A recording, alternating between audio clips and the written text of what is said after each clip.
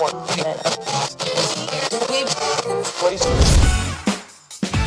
matters. Be heard.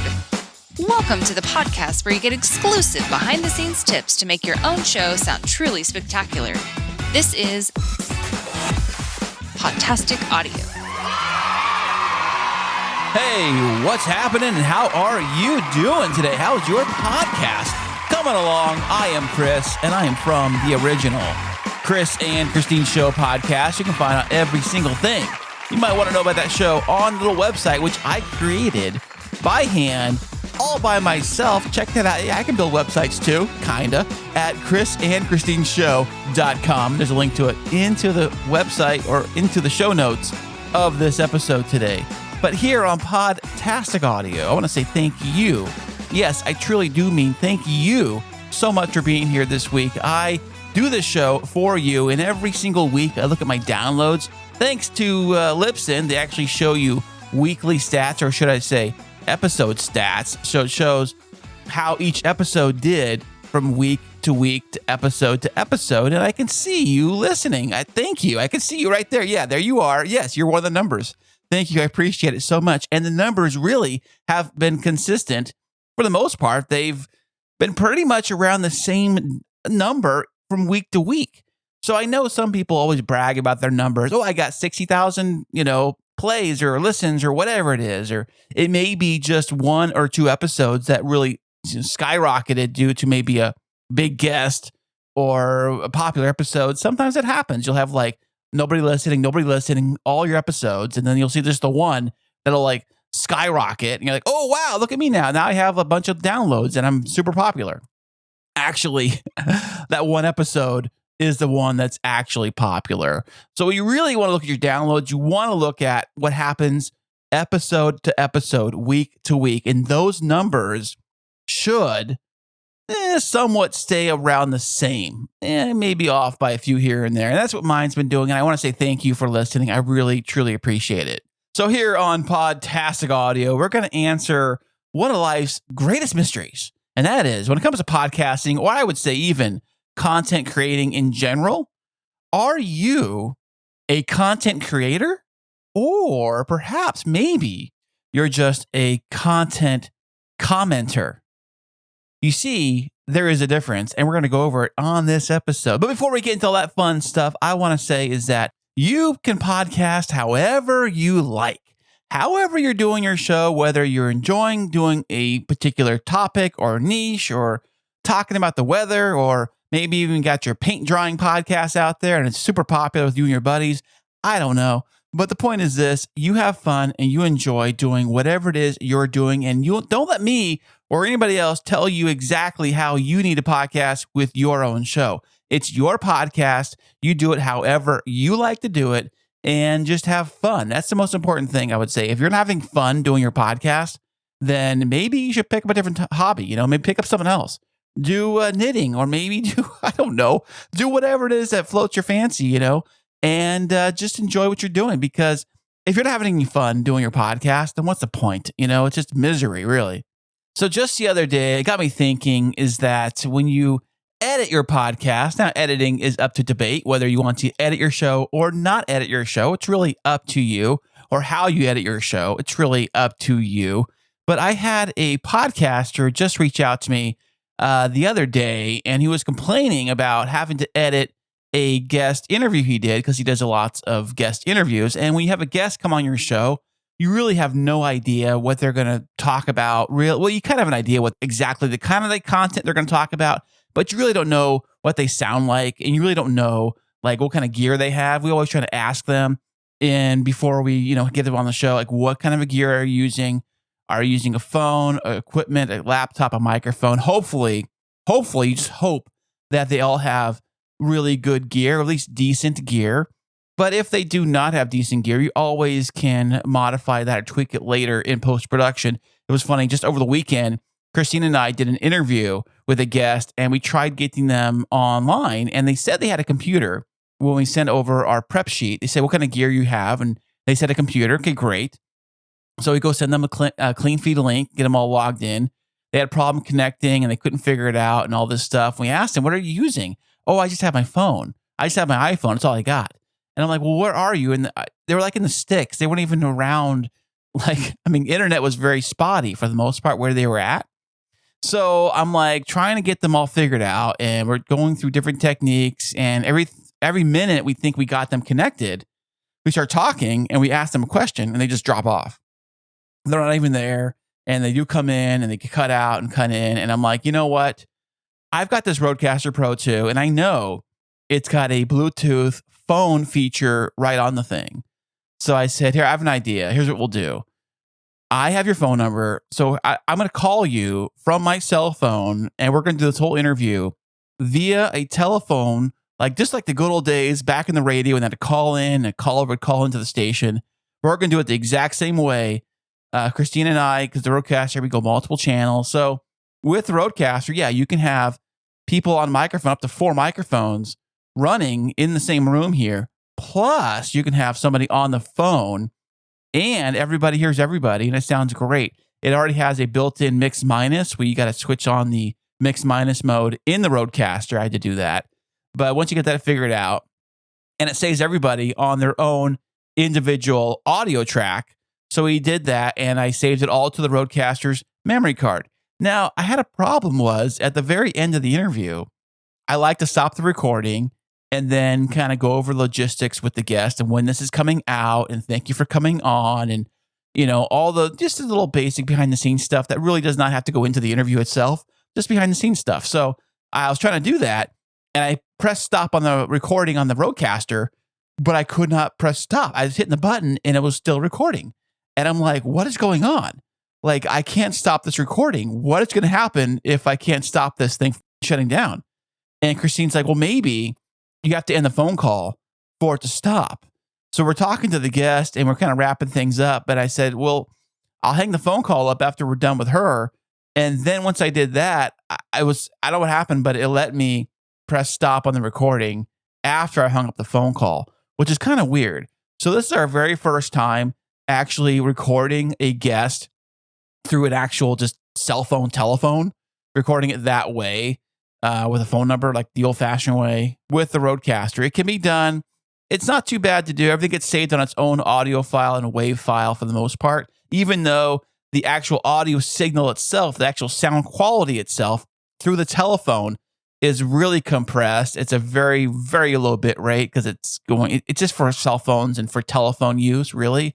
So that's why when you hear somebody come in on a phone call versus like on the radio, or maybe, like a radio station of a caller called in, their audio never sounds as good as a station audio, even if it's the same DJ that may actually leave the studio to do a call in from like a remote spot. They'll call in. It sounds kind of weird, right?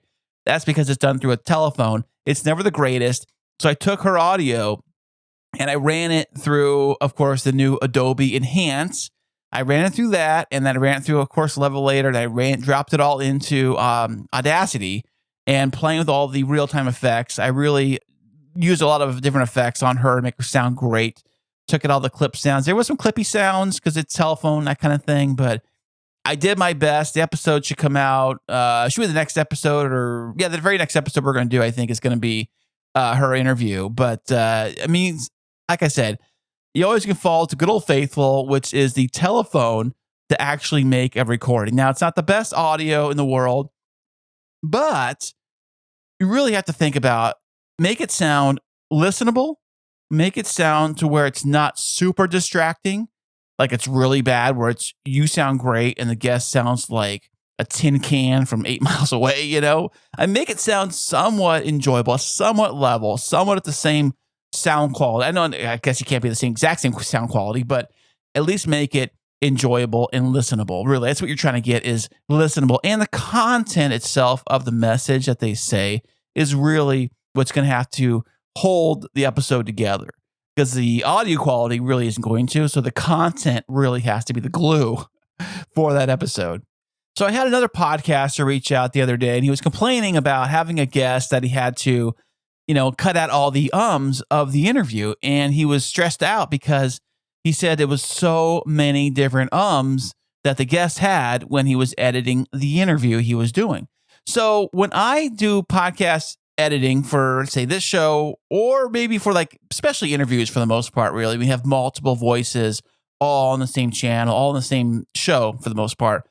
Obviously, first thing you got to do is try to get everybody on their own individual audio tracks.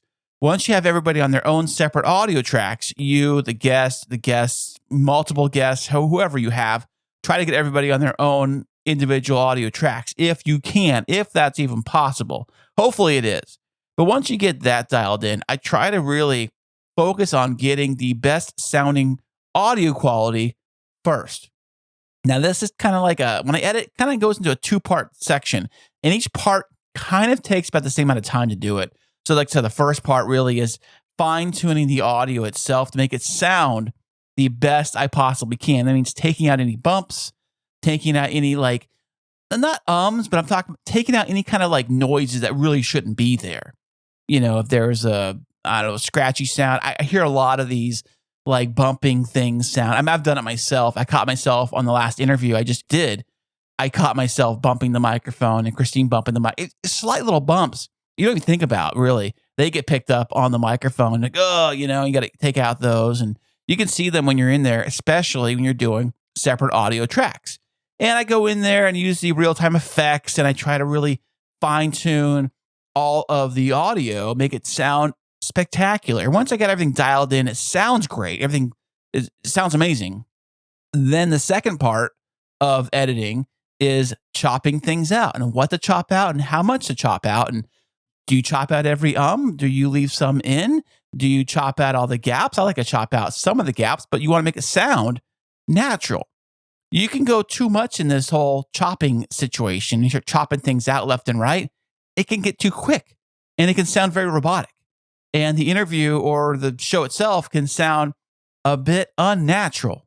So when the podcaster reached out to me, he was complaining about all the guest ums he had, and he was going through it and said it was taking him forever to edit out all the ums of the podcast from his guest. He was complaining about the whole thing. And I said, well, depends on how many ums you have, because if it's a lot, like if the guest says before they say every word, every sentence they say leads with an and then maybe an in the middle. So you think about a 3-line sentence, if they drop 4 ums in between that 4-line sentence, that's a lot, and if it's that many, truly is that many in your show, there's really a few options you have at this point.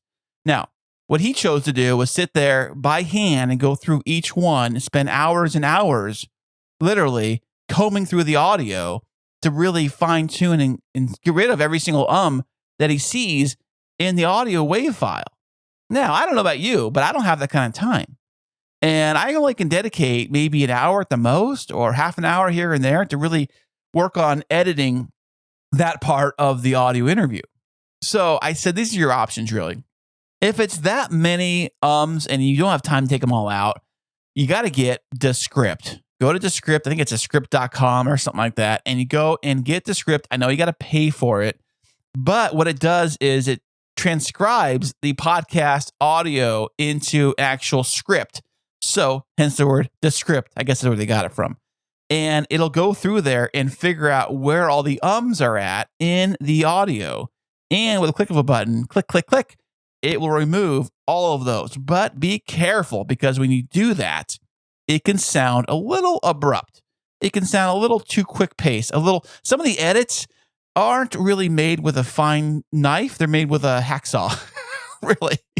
It's a little rough sometimes. So you have to be careful with some of those edits on there. Now, if it really was like a million ums in the episode, then I say go ahead and do it, because it's either that, or you can leave them all in, or you can stress yourself out and be up all night taking care of all of them. So I said to him, those are really your options: is run it through the script, don't worry about it and leave them in, or, you can go and keep doing what you're doing. And he said to me, which kind of threw me off, he says, I have a 0 tolerance for ums. It's a 0 tolerance on ums in my show. To that, I'm like, what the hell? What does that even mean? I mean, I'm a jokester, so I write back, I say, hey, why don't you tell your guest to stick to the script. And I know you want your guests to sound great. You want them to sound important. You want them to sound smart because hopefully they are smart. And you want to sound smart too, so maybe take out some of your ums and stuff too. But you got to think about, in normal conversation, ums and pauses are just part of the game. That's how we all talk. It's natural. So I say, well, suit yourself, man. Do it however you want to do it. It's your show. Go right ahead. But it doesn't sound natural if you cut out every single and have a quote unquote zero policy. Because nobody talks that way.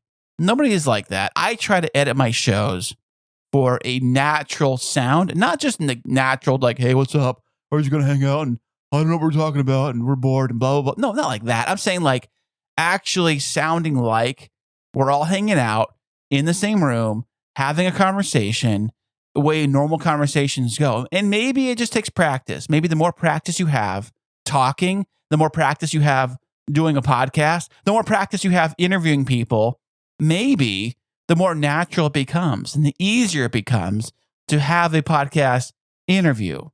So I try to edit my episodes to make them sound natural. I mean, obviously good, but naturally good. I guess that's the term I'm going for. Is naturally good is the goal that I try to aim for when I create a podcast interview or a podcast episode, I should say.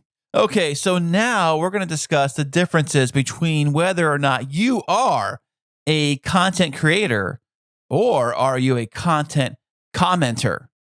Now, what really is the difference? Well, if you are a content creator, you are physically creating something from scratch for your audience to listen to or learn or educate. Like you created the content and you are telling the listener the content and you are delivering value, I would hope. Hopefully you deliver value, something that you drafted, something that you created, something that you thought up, and something that you had. I mean, maybe it got sparked from an idea, from a topic or something like that, but it's your own personal story and it's your own personal thoughts going into the creation of what you're doing. You see, an author who wrote a book, that would be a creator. He created something. He created the book. Or maybe you're a filmmaker and you actually created a movie, whether it's short film, YouTube movie, or a real movie itself. You created this thing out of nothing. I mean, I know you had a script and you had things that were created by other people. It was all created and you created this entire thing to share with everybody. Like creating a podcast episode from scratch, talking about things from scratch. You building this whole thing out of nothing. And here you are. Obviously, there's a topic or something that's grounded that your show really has its own little niche. I would hope it does. But then you go into what I like to call content commenters.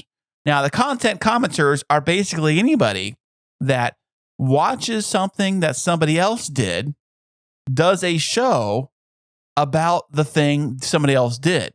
They comment on the other person's creation.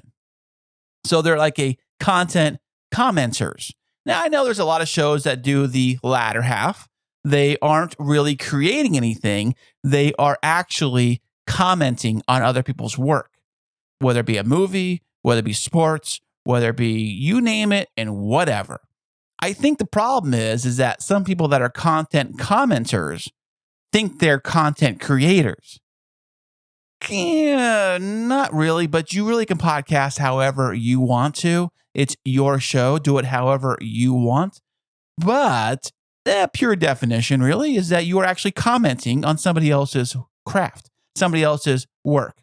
Now, it's a little easier to be a content commenter than it is to be a content creator.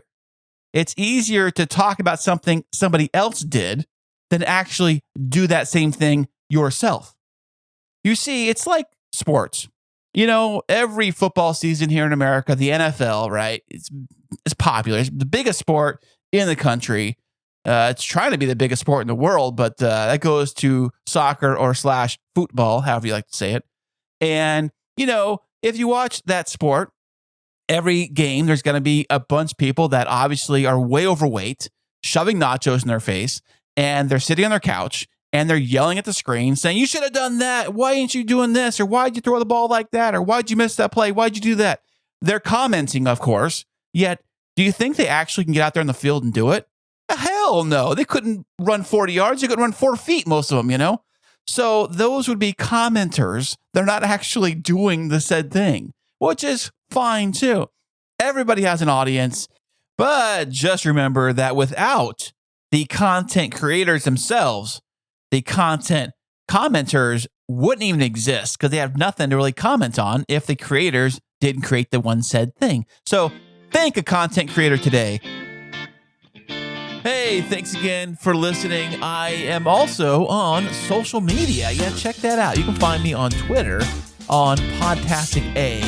And if you go over to the gram, that is the Instagram, you can find me under Podtastic Audio. Very simple. Give me a follow, give me a like, and yeah. So I will catch you on the next episode.